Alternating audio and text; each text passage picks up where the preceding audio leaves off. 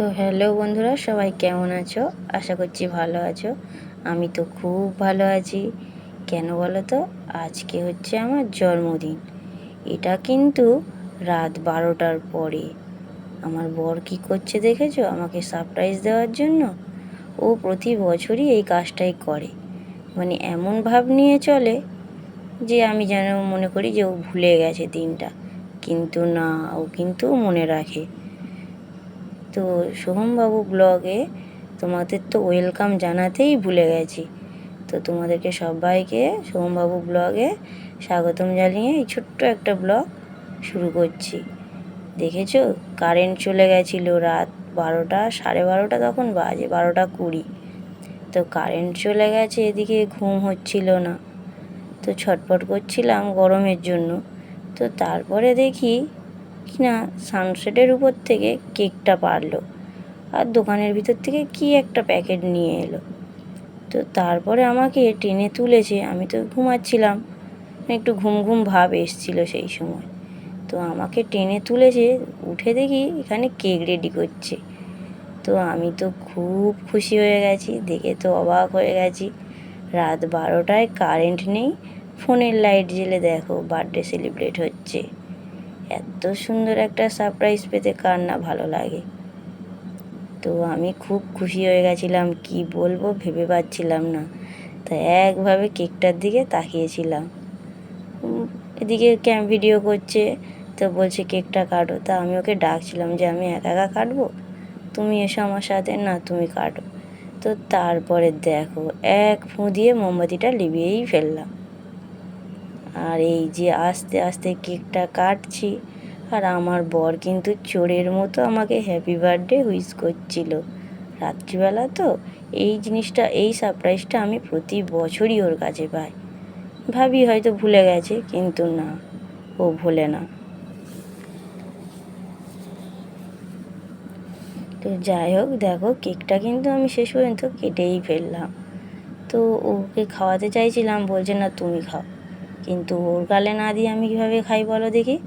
তাই প্রথম কেকটা আমি ওর গালেই দিলাম, দিয়ে আমি রেখে দিয়েছি ওর হাত থেকে খাওয়ার জন্য। তো যাই হোক, তারপরে ও আমার দিকে দেখছে, আমি তো খুব হাসছিলাম, মানে হাসি আমার বন্ধ হচ্ছিল না, কি বলবো সেটাও ভেবে পাচ্ছিলাম না। তো শেষ পর্যন্ত ও ফোনের ক্যামেরা বন্ধ করে দিয়ে আমার পাশে গিয়ে বসলো। তো ও দেখো, ও হাসছে। তারপরে হঠাৎ কারেন্টটা চলে এসেছিলো, ও যখন আমাকে কেক খাওয়ানোর জন্য বসেছিল। তো দেখেছো, তারপর ঘরটা আলো হয়ে গেল, কারেন্টটা আসলো। আর এদিকে গরমে তো ছেলে খুব ছটফট করছিল। তো দেখো সুন্দরভাবে কেক কেটে, দেখো হাতে নেয়নি, ছুরি দিয়ে খাইয়ে দিয়েছে। তো যাই হোক, ও খুব খুশি ছিল। কেকটা খাইয়ে দিয়ে এই দেখো খাটের তলা থেকে কি বের করছে দেখো। আমার জন্য কিন্তু খুব সুন্দর একটা গিফট ছিল, আমার তো খুব পছন্দ হয়েছিল। রাত্রিবেলা হঠাৎ করে বার্থডে সেলিব্রেট হচ্ছে, আর তার উপরে নতুন একটা গিফট, কার না ভালো লাগে বলো তো। হাতে কেক লেগেছিল, চেটে নিয়ে জামায় মুছে নিয়েছি দেখার জন্য। ও মা, দেখো কত সুন্দর একটা শাড়ি, দেখেছো? আমার তো খুব পছন্দ হয়েছিল। দেখো দেখো শাড়িটা শুধু দেখো। তো তোমাদের কেমন লাগলো শাড়িটা অবশ্যই কিন্তু জানিও, জানাতে ভুলো না। কেকটাকে সরিয়ে দিয়ে পুরো ভাঁজটা খুলছিলাম।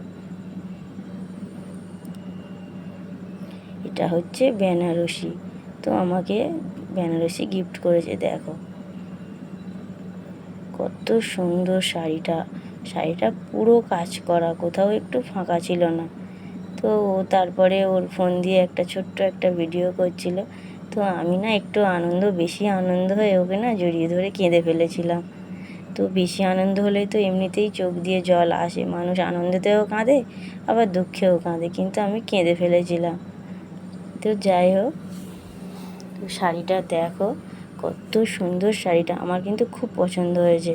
তো তোমাদের কেমন লাগলো অবশ্যই কিন্তু জানিও।